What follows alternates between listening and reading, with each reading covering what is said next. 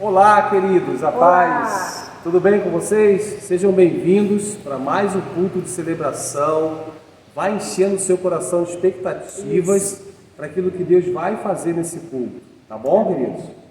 Aproveita, gente, e compartilha esse link com todo mundo que você conhece, seus amigos, seus familiares, coloca nos seus stories lá nas mídias sociais. Vamos influenciar. Lembrando que a mensagem de hoje vai falar muito sobre isso. Amém. Então vamos entrar, vamos louvar ao Senhor. Um bom culto. Paz. Paz, Deus abençoe. Amém. Vamos adorar o nosso Deus. Aleluia. Ele abriu mão de sua glória, sangrou no madeiro por mim, me conectou, salvou, curou. Ele me deu um destino, uma capa e um pouco de vinho. Ele me deu unção, casa e pão. Pôs um anel em meu dedo e me tirou o medo. Novas sandálias pra suportar o índio. Pôs um anel em meu dedo e me tirou o medo. Novas sandálias e disse: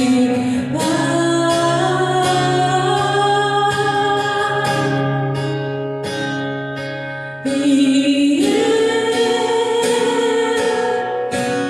me despedi dos meus pais, queimei minhas carroças e afundei meus barcos no cais.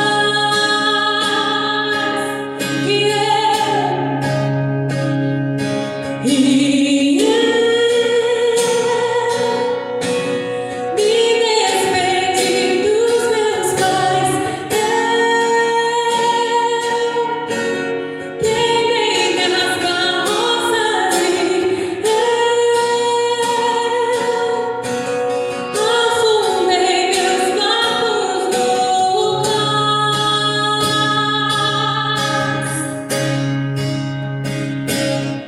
Ele abriu mão de sua glória, sangrou no madeiro por mim, me conectou, salvou, curou.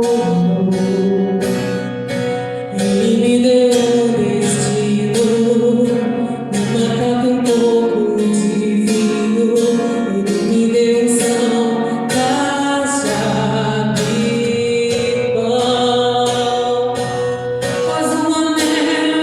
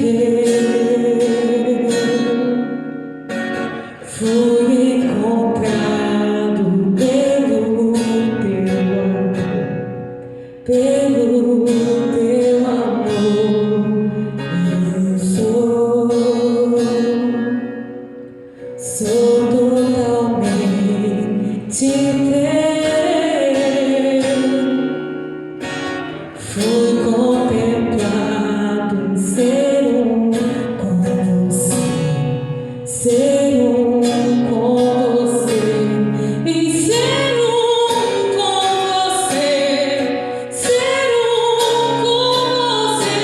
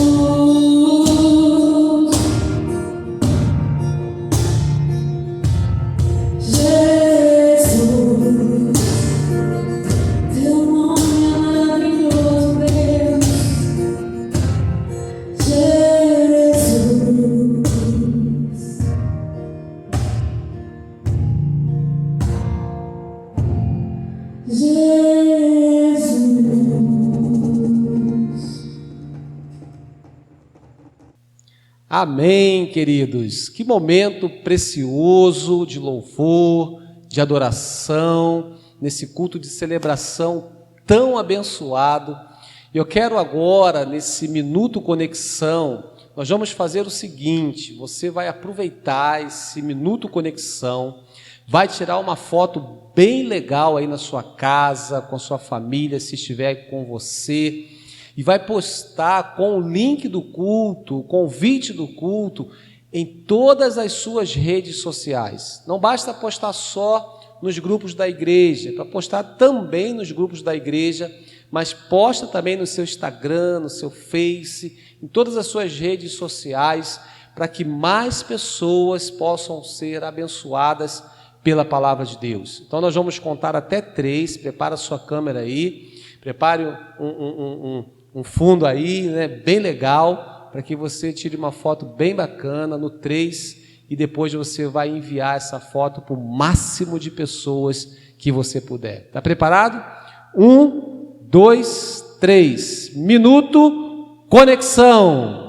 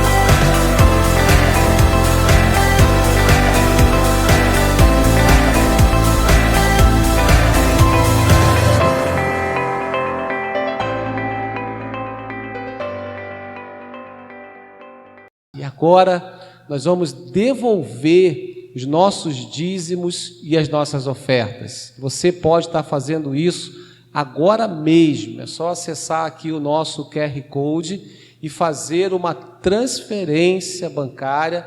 Ou, se você preferir, faça isso amanhã, ou vá até o banco, até uma agência, mas não deixe de ser, fiel ao Senhor. É muito importante a nossa fidelidade, a expressão da nossa gratidão. E a palavra de Deus diz que aquele que semeia pouco também colherá pouco, mas aquele que semeia com fartura vai estar colhendo fartamente. Cada um vai colher conforme a espécie. E a orientação da palavra de Deus é para darmos com alegria, não com pesar ou por obrigação. Entende isso?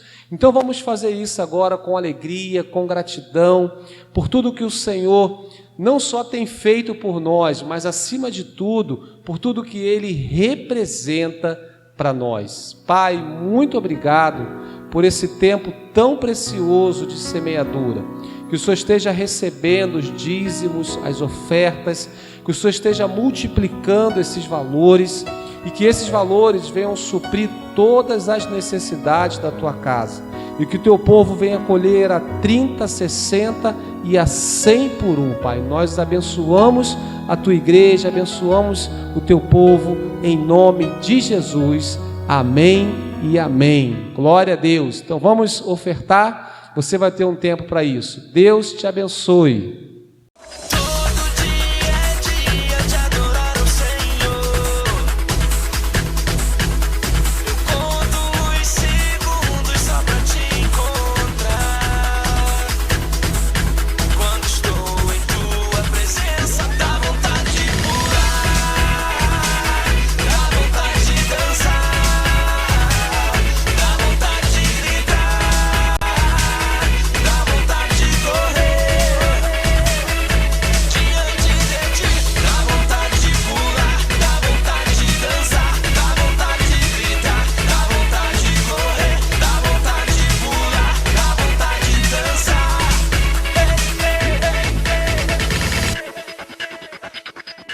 Olá pessoal, o Paz de Deus está começando, fique ligado no que vem por aí.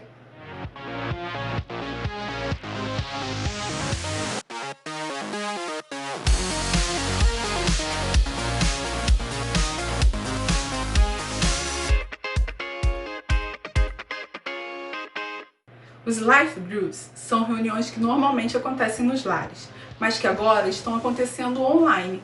Tenho certeza que existe um ideal para você e para sua família. Acesse o nosso QR Code através do celular ou o nosso link para mais informações. Toda segunda-feira temos um encontro marcado com os nossos pastores Lúcio e Heloísa, online pelo Zoom. É o nosso treinamento de liderança. Você não pode ficar de fora. A partir de 23 de agosto, retornaremos com o nosso TADEL. Será todo domingo às 17 horas através do aplicativo Zoom. Esperamos vocês! Antes de eu ir, deixa seu like, compartilhe esse vídeo e se inscreva no nosso canal. Não deixe de nos acompanhar nas nossas redes sociais. Agora fique com uma ministração poderosa da Palavra de Deus.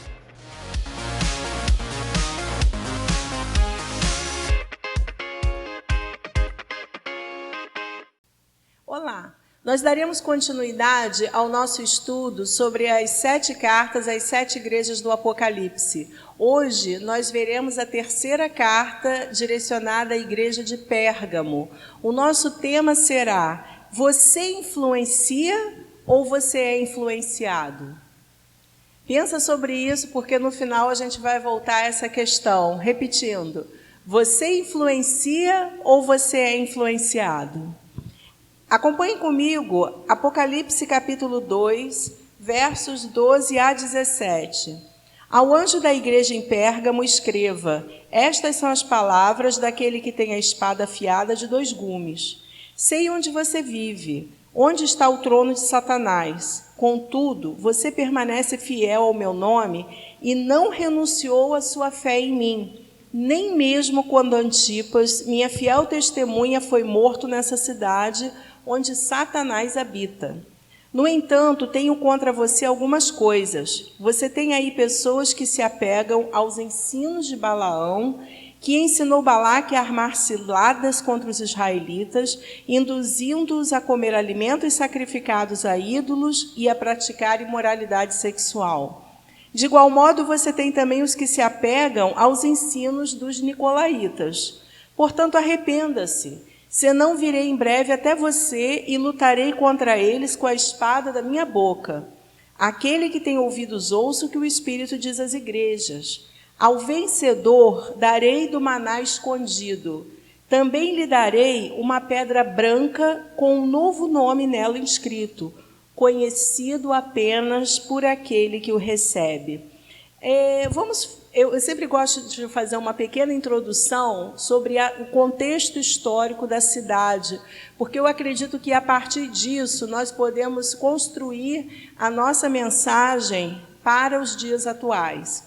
Então, Pérgamo, o nome Pérgamo significa elevado, exaltado. Ela foi capital da Ásia por quase 400 anos. Era uma cidade grega que foi doada ao Império Romano. Era um importante centro cultural. A segunda maior biblioteca do mundo antigo estava em Pérgamo. Inclusive, isso é bastante interessante, porque a primeira grande biblioteca era de Alexandria, que ficava no Egito. E eles tinham os famosos papiros. Porém, houve lá uma questão interna entre Pérgamo e Alexandria, e eles deixaram de fornecer matéria-prima para Pérgamo. E o que eles fizeram? Criaram os pergaminhos. Ou seja, eles começaram a usar a pele de couro de animais para escrever. Como não tinha papiro, eles fizeram essa invenção. Olha que interessante. Então, o nome pergaminho vem de Pérgamo, dessa cidade. Eles também tinham uma adoração muito forte a Asclépio, ou Esculápio, que era o deus da cura. Esse deus ele tinha uma serpente, e havia uma escola de medicina holística. Essa escola, eu fiz algumas pesquisas sobre ela muito interessante. As pessoas iam para lá e eles tinham uma visão holística. Eles acreditavam que todos os males do corpo eles estavam relacionados à alma, à psique e ao espírito. Então, eles tinham grandes jardins, tinham águas onde as pessoas se banhavam, elas meditavam e dormiam. Eles também tinham um tipo de terapia do sono, onde as pessoas chegavam, tomavam chá, dormiam, e dizem que nesse tratamento serpentes passavam entre as pessoas e elas no dia seguinte diziam àqueles sacerdotes o que elas achavam que elas tinham e qual era o tratamento. Então, era uma coisa assim muito diferente, que já poderia até dar assim um fundo para o pensamento a respeito do inconsciente, né? A respeito da profundidade do que é o ser humano. É bem interessante, eles tinham uma visão muito diferente a respeito da medicina.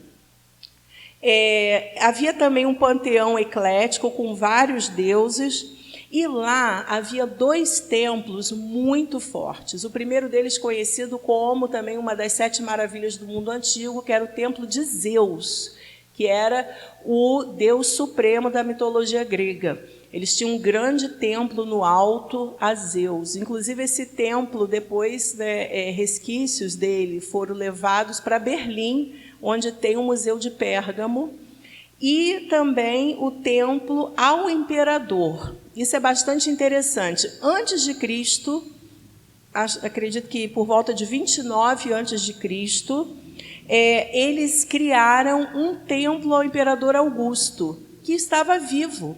Então, eles tinham um templo ao imperador vivo, que era adorado como um deus. Olha que interessante. Então, Pérgamo era uma cidade muito cultural, era uma cidade que havia uma dimensão eclética muito forte, e havia muitas pessoas ali. Também havia muito dinheiro, era uma cidade extremamente rica naquela época. John Stott, ele disse o seguinte: o ponto de discórdia da igreja não era entre o bem e o mal, e sim entre a verdade e o erro. Ele está falando sobre a igreja de Pérgamo. E George Ladd disse: o pecado dos Efésios era intolerância rude. O pecado da igreja de Pérgamo era tolerância e liberalismo. Então, nós vamos ver, à luz dessa carta a Pérgamo, dessa mensagem que o Senhor Jesus manda a Pérgamo, o que ele estava falando para a igreja e como essa mensagem fala tanto aos nossos dias. Até porque dizem os estudiosos, os historiadores, que Pérgamo é a cidade que mais fala sobre a igreja contemporânea, a igreja de hoje. Então, vamos ver o que o Senhor quer nos ensinar. Primeira coisa, quando a gente pega lá no início da carta, no verso 12, diz: ao anjo da igreja em Pérgamo escreva: estas são as palavras daquele que tem a espada afiada de 2 gumes. A primeira coisa que Jesus, porque a gente não pode esquecer jamais que quem está falando à igreja é o próprio Senhor Jesus glorificado. Então, o que ele diz é que as palavras dele, que tem uma espada afiada de 2 gumes. Nós sabemos na palavra de Deus que a espada afiada de 2 gumes é a própria palavra de Deus.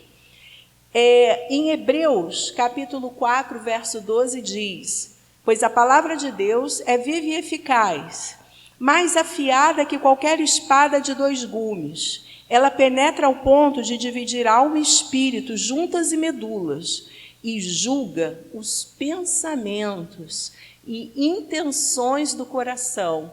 Amados, nós precisamos ter um relacionamento com a palavra de Deus. Mas não apenas de ler a palavra, de conhecer, mas de praticar. Porque o Evangelho, ele é a própria vida de Jesus. Nós precisamos aprender a ser imitadores de Jesus. Afinal de contas, o nosso maior propósito nessa vida é seguir Jesus e fazer com que as pessoas se tornem também cópia de Jesus, né? Seguidores de Jesus, assim como nós somos.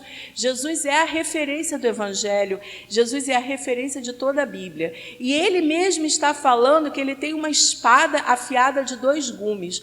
Essa espada de 2 gumes o apóstolo Paulo, quando ele usou essa referência em Efésios, que ele fala da armadura de Deus, ele fala que nós precisamos pegar, né, a espada do Espírito, que é a palavra de Deus, está lá em Efésios 6,17, nós precisamos tomar posse dessa espada, que é a palavra de Deus, como espada de dois gumes. Por quê? Porque o soldado romano, ele tinha essa espada, e ela era uma arma de guerra tão forte que ela penetrava qualquer armadura do inimigo. Ela penetrava, ia lá dentro e ele ainda torcia. Raramente alguém sobrevivia a esse corte, a essa profundidade, a esse golpe. E Deus, ele compara a palavra dele como uma espada de dois gumes que divide, olha o que a gente leu, alma e espírito, juntas e medulas. O que quer dizer isso? Fala sobre algo que nós precisamos ter, que é muito importante: discernimento. Nós precisamos compreender aquilo que é alma, aquilo que é espírito. Nós precisamos entender isso, para não sermos enganados. E era justamente isso que estava acontecendo com a igreja de Pérgamo. E nós vamos aprofundar. Então o Senhor começa a mensagem dele para a igreja falando: olha, eu tenho uma espada afiada de dois gumes, e eu estou falando com você, igreja de Pérgamo. Eu que tenho a espada afiada de dois gumes para penetrar profundamente nessa igreja e nesses corações. No segundo ponto que nós vamos ver é discernindo espiritualmente o sistema em que vivemos. Afinal de contas, para que eu preciso da palavra de Deus? Para que ela seja uma bússola para a minha vida. Como diz a palavra, né, lâmpada para os meus pés é a tua palavra, luz para os meus caminhos. Salmo 119, 105. Então, a palavra de Deus, ela é lâmpada, ela é luz para os nossos caminhos. Também diz: escondi a tua palavra no meu coração para não pecar contra ti. Então, ele reforça a questão da palavra. Por quê? No verso 13, sei onde você vive. Olha bem, o Senhor fala: eu sei onde você vive. Eu conheço essa cidade, eu conheço as fundações dessa cidade, eu sei tudo o que acontece nesse território. Onde está o trono de Satanás?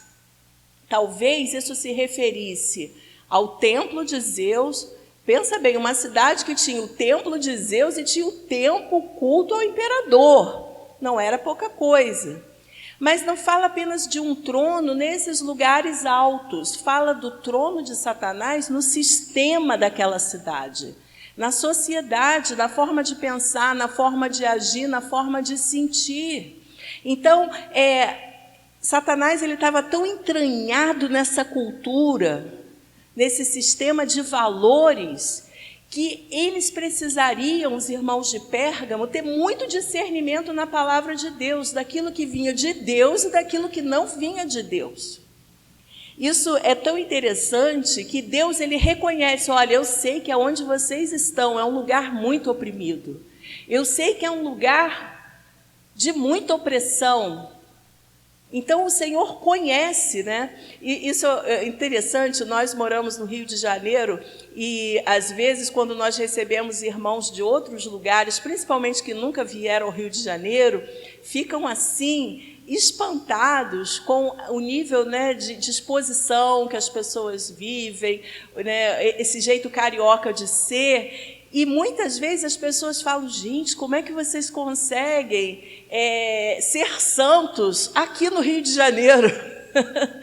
Alguns dizem que Rio de Janeiro é como se fosse a Corinto da época de Paulo.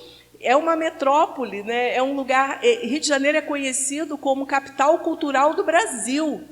Há uma diversidade imensa aqui. E nós também precisamos discernir, não só no Rio de Janeiro, mas em Nova York, em Londres, em Paris, em São Paulo, principalmente nesses grandes centros urbanos, onde há uma série de tantas questões envolvidas na sociedade, na questão cultural, na questão social, política, nós precisamos de sabedoria de Deus para lidar. Nós não podemos nos esquivar de morar nesses lugares, porque o Senhor também conhece e, na verdade, Ele nos plantou nesse lugar. Amém? Se você está onde está, é porque Deus te plantou aí para que você influencie as pessoas desse lugar e dessa região.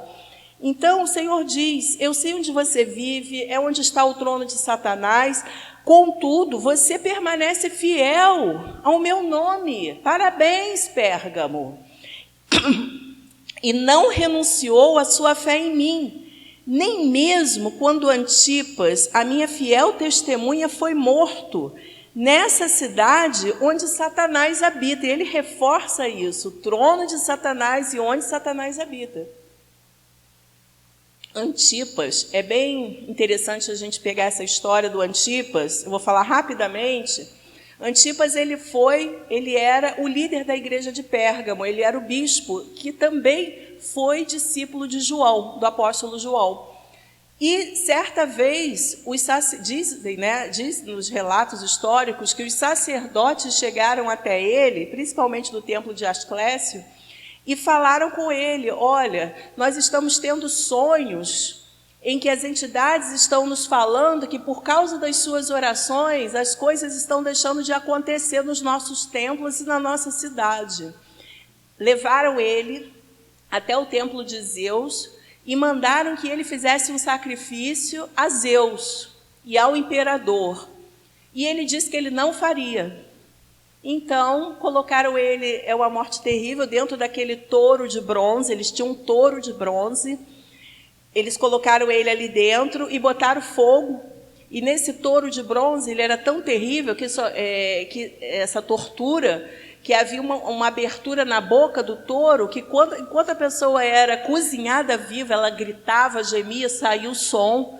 E eles achavam que aquilo era um sacrifício de honra a Zeus. Olha que coisa terrível. Mas o que o Senhor fala? Que apesar disso, que deve ter sido chocante, você imagina o povo lá olhando para o alto, né? Porque os templos ficavam no alto, o povo ficava bem lá embaixo, ouvindo os gemidos, ouvindo aquele fogo e sabendo que era o pastor deles que estava ali sendo cozido vivo. Mesmo assim, eles permaneceram fiéis e o Senhor reconhece isso. Assim como o Senhor diz, Antipas, minha fiel testemunha. Que lindo saber que o Senhor, Ele conhece os nossos sacrifícios, Ele sabe tudo que nós passamos, aonde nós vivemos, por que nós estamos ali, e Ele está conosco. Diz em 2 Coríntios 4:4, o Deus desta era cegou o entendimento dos descrentes para que não vejam a luz do evangelho da glória de Cristo, que é a imagem de Deus. Então, aquelas pessoas estavam cegas.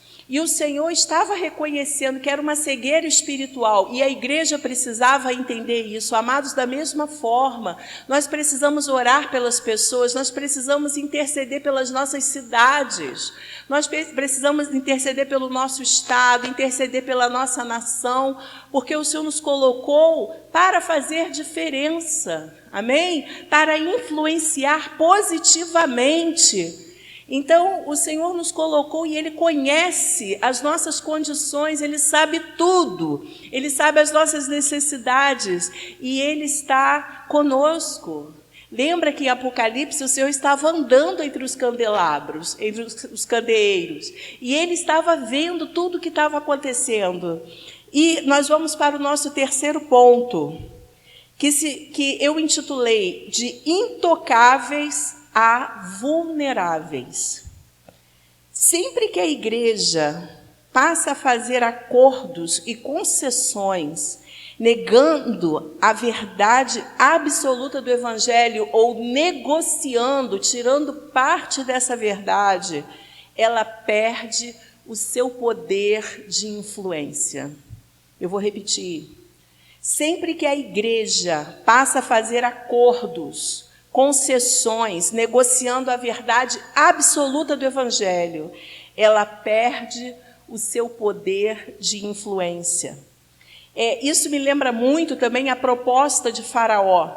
Lembra quando Moisés falou várias vezes a Faraó que ele queria tirar o povo e levar para a terra que Deus mandou para que ele fosse adorado, para que ele fosse cultuado.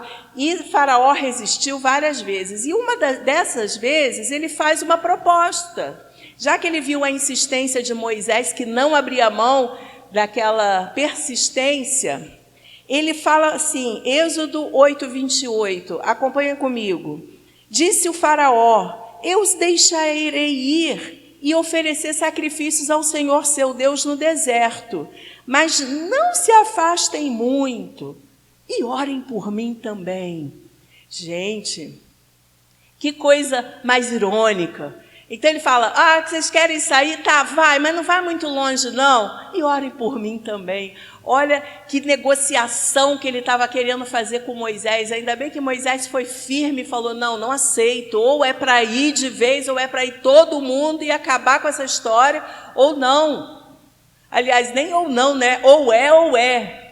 Nós vamos conseguir, porque ele sabia que ele não ia negociar com o Faraó. Então, Satanás, ele age assim também, porque a palavra Satanás quer dizer adversário.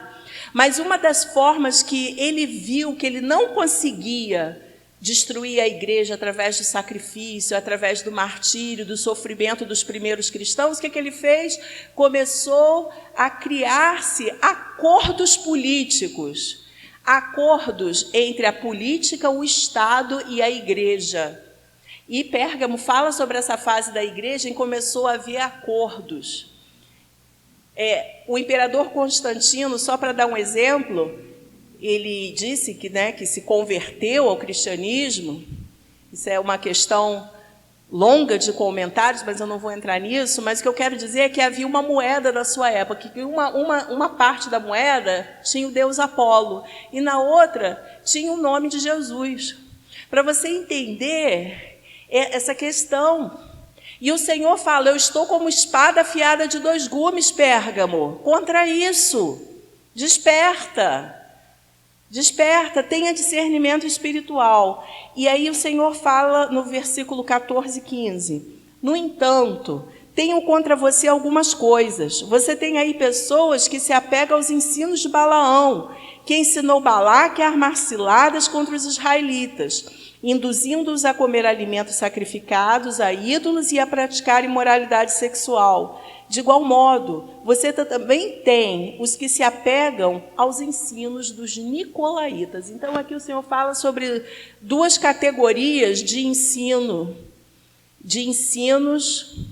errôneos, de ensinos perigosos que estavam levando o povo a quebrar a aliança com ele. O primeiro, ensino de Balaão.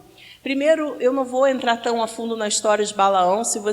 Eu até sugiro que você leia depois Números 22, 23, 24, para você compreender o que estava acontecendo ali naquele contexto.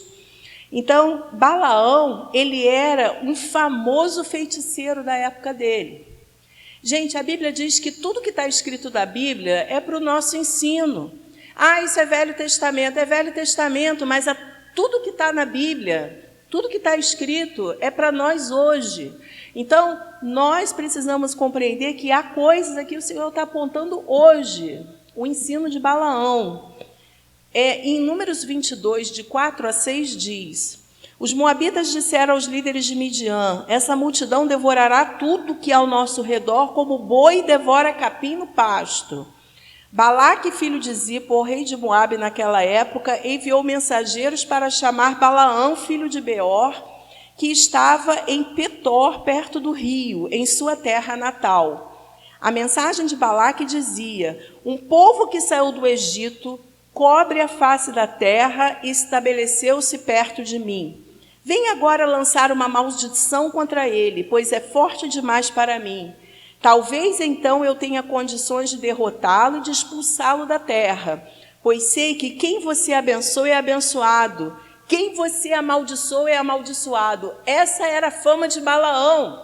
Ele era um feiticeiro, alguns o chamavam de profeta, bem entre aspas, e ele tinha uma boca que aquilo que ele abençoava era abençoado, e aquilo que ele amaldiçoava era amaldiçoado.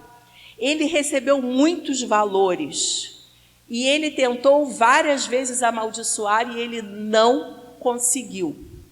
Diz a Bíblia que ele fez 3 oráculos e nos 3 oráculos, junto com o rei Balaque, dos Moabitas, ele não conseguiu amaldiçoar o povo. Em Números 23:8 diz: como posso amaldiçoar a quem Deus não amaldiçoou? Como posso pronunciar ameaças? Quem o Senhor não quis ameaçar? Balaão também disse em Números 23, de 21 a 23, nenhuma desgraça se vê em Jacó, nenhum sofrimento em Israel. O Senhor, o seu Deus, está com eles. O brado de aclamação do rei está no meio deles. Deus os está trazendo do Egito. Eles têm a força do boi selvagem. E ele diz que ele não pode amaldiçoá-los. Gente, vocês imaginam o povo de Israel quando soube dessa história? E eu vou te falar, sabe o que aconteceu? Muitos deles passaram a pensar: nós somos inamaldiçoáveis. Nós somos o povo protegido de Deus. Nós não podemos ser amaldiçoados. E se você ler Números 25, de 1 a 4, diz assim: enquanto Israel estava em Sitim, o povo começou a entregar-se à imoralidade sexual com mulheres moabitas, que os convidavam aos sacrifícios de seus deuses. O povo comia e se prostrava perante esses deuses. Assim Israel se juntou à adoração de Baal-Peor, e a ira do Senhor acendeu-se contra Israel. Ou seja, o Senhor se levanta no zelo do Senhor, na santidade do Senhor, contra o pecado do povo, que se achava inamaldiçoável. E se você ler posteriormente Números 31, de 14 a 16, eu estou resumindo bastante, diz: mas Moisés indignou-se contra os oficiais do exército que voltaram da guerra, os líderes de milhares e os líderes de centenas. Vocês deixaram todas as mulheres vivas. Moisés faz um confronto com os líderes que tinham ido à guerra destruir os midianitas. Foram elas que seguiram o conselho de Balaão e levaram Israel a ser infiel ao Senhor no caso de Peor, de modo que uma praga feriu a comunidade do Senhor. Então, qual foi o conselho de Balaão? Olha, contra Deus não tem como se levantar, eles são guardados. Mas faz eles pensarem que eles podem fazer o que quiser da vida deles e quebrar a aliança com Deus, para ver o que vai acontecer. Esse foi o conselho de Balaão. E o mesmo conselho de Balaão, infelizmente, acomete a igreja hoje. Nós vemos que há muitas pessoas que brincam com o pecado, que acham que podem fazer o que quiser da sua vida estando na igreja, na casa do Senhor, porque se acham protegidos pelo Senhor. Em 1 João 5,18 diz: sabemos que todo aquele que é nascido de Deus não está no pecado. Aquele que nasceu de Deus o protege, e o maligno não o atinge. Mas nós estamos falando da proteção do Senhor ao nosso redor. Porém, se nós quebrarmos a aliança com Deus de dentro para fora, nós poderemos perder essa proteção. Porque aquele que brinca com o pecado, ele tem as suas consequências. O pastor Luciano Subirá, ele tem uma frase: de dentro para fora, os únicos que têm o poder de quebrar essa proteção somos nós mesmos. A Bíblia diz em Efésios 4, 27, e não deem lugar ao diabo. Amados, se a Bíblia fala que nós não devemos dar lugar ao diabo, é sinal de que isso pode acontecer. Eclesiastes 10:8 diz: quem cava um poço cairá nele, Quem derruba um muro será picado por uma cobra. Cobra aqui representando os demônios. Se eu quebro a minha aliança com o Senhor, eu estou correndo o risco de ser picado por uma cobra. Eu estou correndo o risco de ter todas as consequências do pecado que eu estou praticando. Não há neutralidade, não há gambiarras na vida cristã. Ou nós somos de Deus, ou nós não somos de Deus. Não existe uma zona neutra. Ou eu sou do Senhor, ou eu não sou.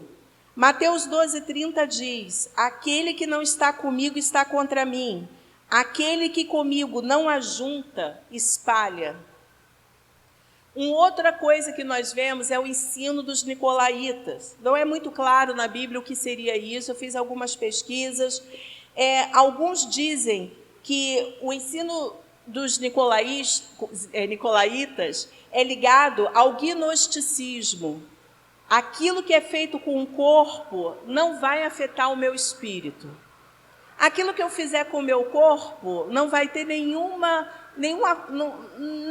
influência no meu espírito.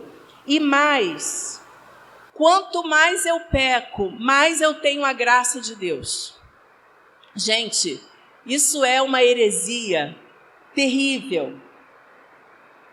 Muita gente hoje tem relativizado o Evangelho em nome de uma graça barata, de uma graça que não é verdadeira. A graça de Deus, ela não nos dá autoridade para chutar o balde, para abraçar o pecado. A graça de Deus, ela nos consola, ela nos conforta e ela nos dá força para vencer o pecado. Então, o que o Senhor está falando para a igreja de Pérgamo? Eu venho como espada afiada sobre vocês, dentro de vocês, no coração de vocês, para que vocês abram os olhos para compreender o engano que Satanás tem feito na sua mente, que Satanás tem feito em toda essa região que vocês estão morando. Vocês não podem ser como eles, vocês são o meu povo. A Bíblia diz que nós fomos tirados do reino das trevas e transportados para o reino da luz. E por último, o que eu quero falar para você é que Jesus é indesistível. Jesus, ele nunca desiste. E ele diz no versos 16 e 17, portanto, arrependam-se, senão virei em breve até você, lutarei contra eles com a espada da minha boca. Aquele que tem ouvidos, ouça o que o Espírito diz às igrejas. Ao vencedor darei do maná escondido. Você já se viu sendo perseguido pela palavra de Deus? Você vai em um lugar, você ouve uma mensagem. Você está no ônibus, de repente, não agora, né, com a pandemia, mas vamos supor que você esteja no ônibus, você ouve a mesma mensagem. Você vai no culto domingo e você ouve algo parecido. É porque o Senhor, ele está querendo falar com você e comigo algo específico. E a gente tem a sensação de que a palavra de Deus está nos perseguindo. Há um outro tipo de perseguição, que é aquela questão da luta interior que a pessoa tem resistindo quando ela sabe que ela precisa se arrepender. Então, o Senhor diz que Ele promete a nós, ao vencedor darei do maná escondido, eu não vou desistir de você, o Senhor diz. Maná fala do alimento no deserto, que não podia ser estocado. Ele fala da comunhão com o Senhor, ele fala da intimidade com Deus. Ele também diz que ao vencedor, ele daria uma pedra branca com um novo nome escrito. Essa pedra branca, ela pode ter 3 sentidos. Eu fiz uma pesquisa, eu gostei muito. Primeiro, a identidade. Quando uma pessoa tinha um filho em Roma, o pai, ele pegava uma pedrinha branca e ele escrevia o nome do filho de um lado da pedra e escrevia o sobrenome do outro lado da pedra. Aquilo era como um registro. Esse é meu filho.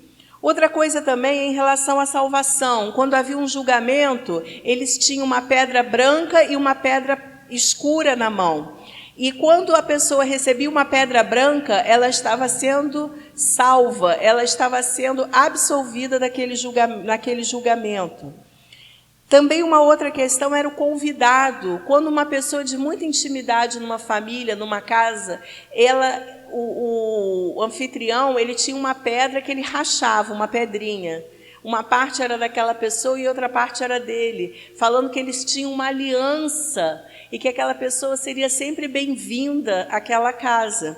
Então, a questão da pedra branca também aponta para a intimidade, também aponta para aquilo que recebemos do Senhor. Não importa o que nós fomos nessa vida, se nós nos arrependemos, se nós mudamos de vida, nós receberemos realmente a identidade como filhos de Deus e um novo nome. Amém? Então, eu não sei qual é o nome que eu vou ser chamada nos céus, mas eu sei que eu vou receber um novo nome. E eu tenho convicção de que o Senhor está me esperando para essa intimidade profunda, não só no céu, mas todos os dias da minha vida. Quero concluir dizendo: todos nós influenciamos e somos influenciados. Eu perguntei no início: você é uma pessoa que influencia ou é influenciada? Na verdade, nós somos influenciados e influenciamos, mas nós precisamos da palavra de Deus em nós, viva dentro de nós, para nos dar discernimento daquilo que vem de Deus e daquilo que não vem dele. Eu concluo com uma frase do pastor Luciano Subirá, que diz: a guerra espiritual é uma batalha de influências. Nós estamos vivendo uma batalha de influências e nós precisamos nos posicionar como filhos de Deus para fazer a diferença. Em Tiago 4 diz: portanto, submetam-se a Deus, resistam ao diabo e ele fugirá de vocês. Aproximem-se de Deus e ele se aproximará de vocês. Pecadores, limpem as mãos, e vocês que têm a mente dividida, purifiquem o coração. Que essa mensagem seja uma mensagem que nos faça refletir. Qual tem sido a minha posição como cristão? Qual tipo de influência que eu tenho exercido e o que eu tenho recebido do Senhor e desse mundo em que eu vivo? Senhor, eu quero te agradecer por essa mensagem e eu quero entregar a Ti agora todos que estão assistindo, que estão em suas casas, em seus lares, ouvindo essa mensagem, esse estudo da Tua Palavra. Que o Senhor esteja trazendo luz, revelação e graça a nós. Mais que tudo, que o Senhor nos leve a considerar os nossos caminhos e a ver aquilo que precisamos acertar diante de Ti, porque sabemos que o Senhor não desiste de nós e por isso nós voltamos os nossos olhos para Ti e declaramos, Pai, que nós Te amamos e que o Senhor nos ensine a ser influenciadores que façam a diferença. Não apenas influenciadores de ideias, de filosofias, mas da Tua pessoa e do Teu Evangelho. Em nome de Jesus. Amém. Amém? Eu gostaria que você desse um feedback aqui embaixo dessa mensagem. Também nós temos aqui o link de contato para que você fale conosco e nós ficaremos muito felizes em poder responder. Que o Senhor te abençoe abundantemente. Que culto abençoado, não é? Mas não acabou não. Chama a criançada que vai começar o nosso Pais Kids.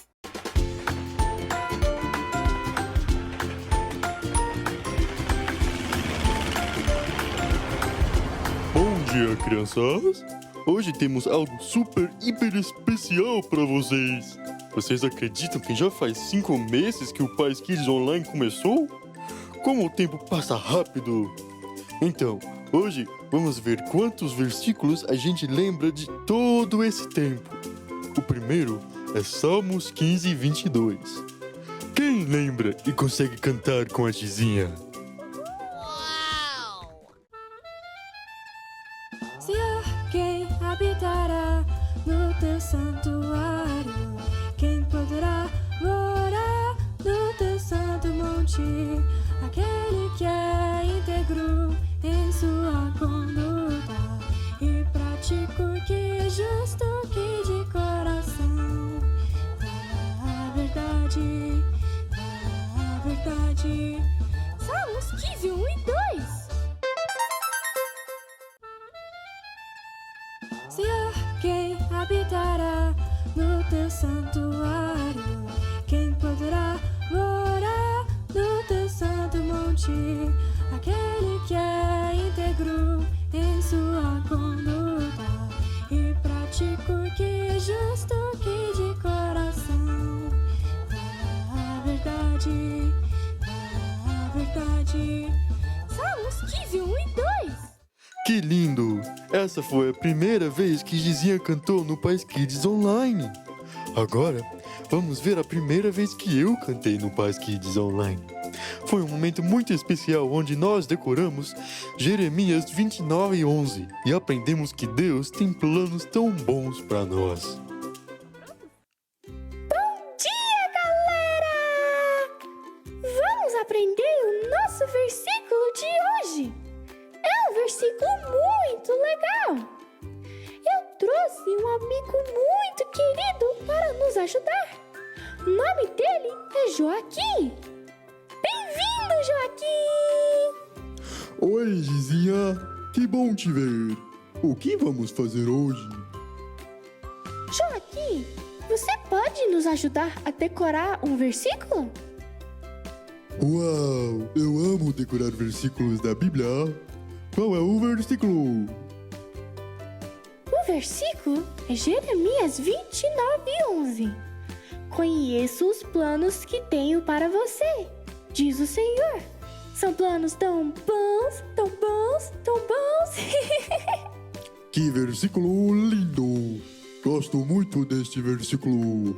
Como que a gente vai decorar ele? Eu estava pensando que poderíamos cantar o versículo. Cantar sempre ajuda a decorar. Estou pensando em cantar uma canção linda e tranquila, com violinos e orquestra. Beleza, vamos lá. Eu canto e você repete. Muito bem. Você canta e eu repito.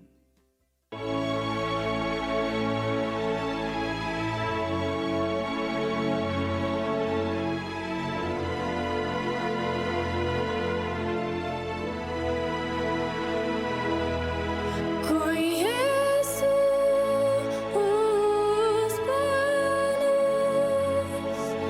que tenho para você.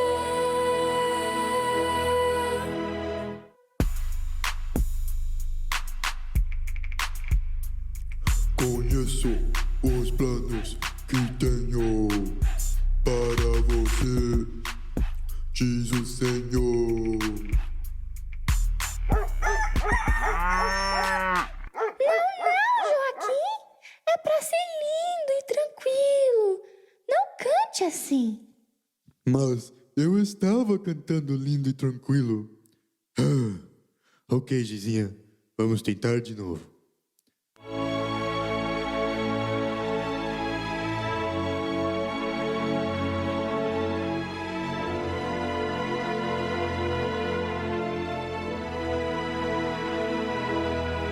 Conheço os planos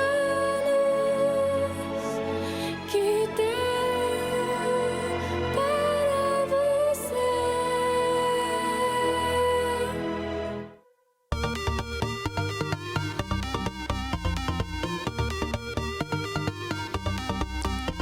Conheço os planos que tenho para você, diz o Senhor. Não acredito. Ok, Joaquim, você ganha. Pode cantar como você quiser.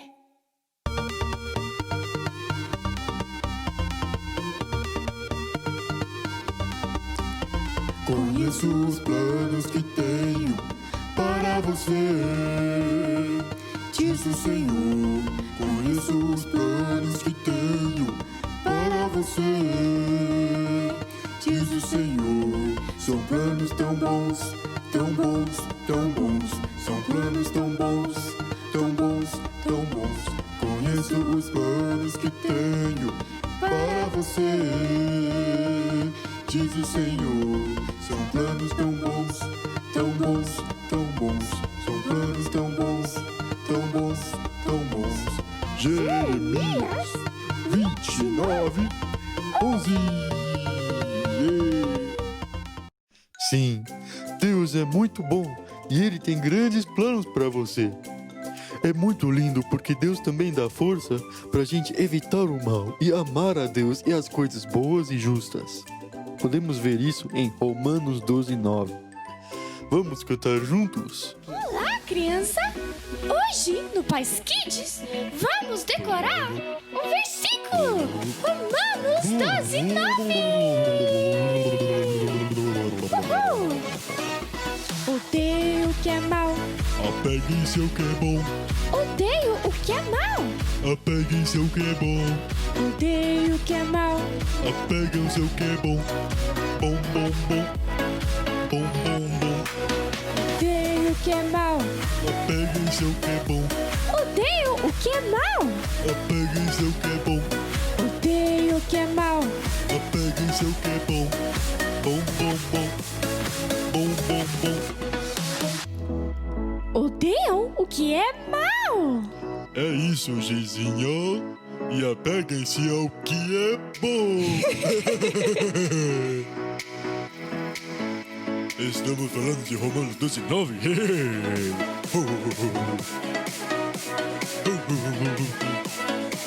Vamos lá. Odeio o que é mal, Apeguem-se ao que é bom. odeiam o que é mal, Apeguem-se ao que é bom. odeio o que é mal, Apeguem-se ao que é bom. Bom, bom, bom. Bom, bom, bom. Romanos 12, Romanos 12, 9. 12, 9. Pois é, Joaquim. É isso mesmo.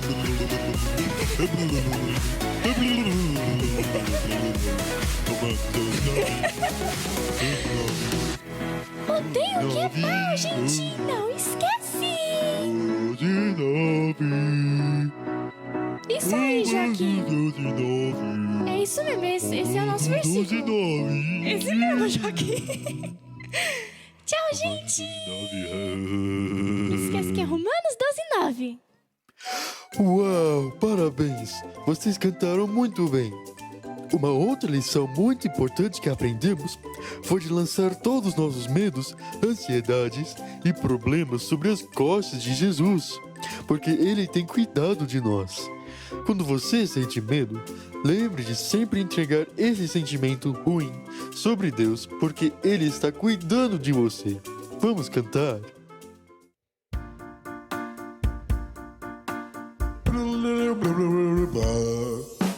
Lancei sobre Ele toda a sua ansiedade,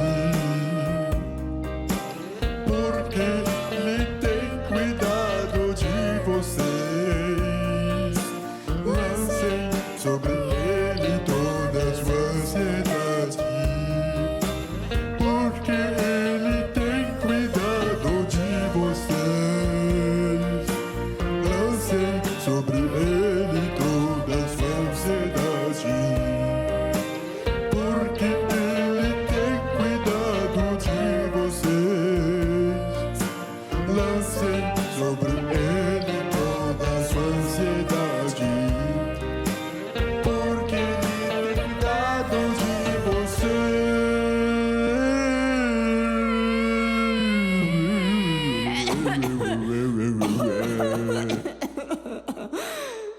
Que agudo. Maravilhoso! Como Deus cuida de nós!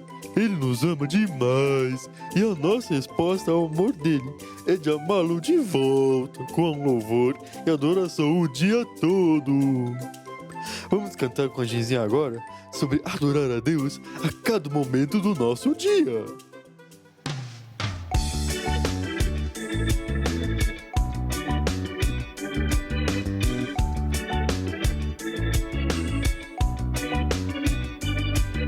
Manhã, de tarde, noite.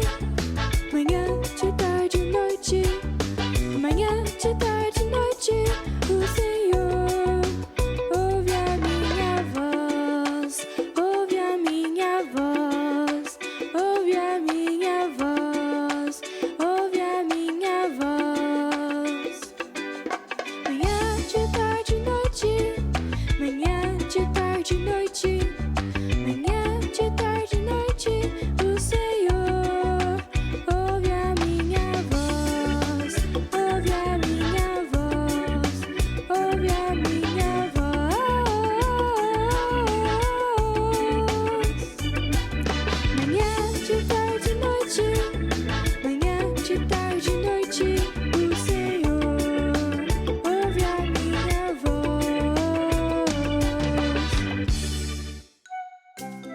Parabéns! Vocês estão cantando tão bem! Outra razão que podemos louvar a Deus é porque Ele é fiel para sempre, nos perdoar de qualquer pecado e nos livrar de toda injustiça. Por causa do amor de Deus, se pisarmos na bola, Deus está disposto a perdoar e purificar a gente. Pode conferir este momento especial, onde eu canto meu primeiro rap. Bom dia, crianças, vem cantar com a Gizinha. Hoje a Gizinha vai cantar. Eu vou cantar, mas só um pouquinho. Agora é a vez dela. Vai lá, Gizinha, hey! Se confessarmos os nossos pecados, Ele é fiel e justo pra perdoar os nossos pecados e nos purificar de toda injustiça.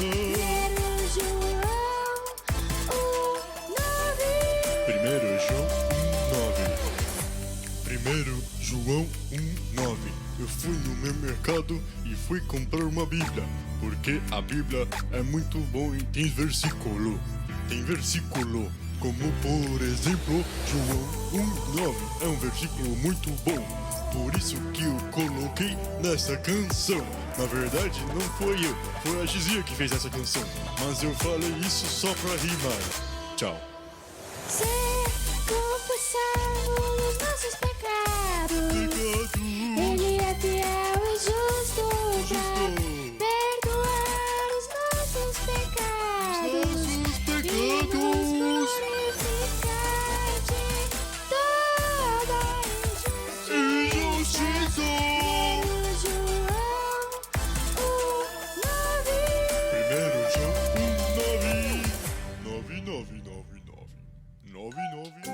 Parabéns e obrigado por adorar a Deus conosco.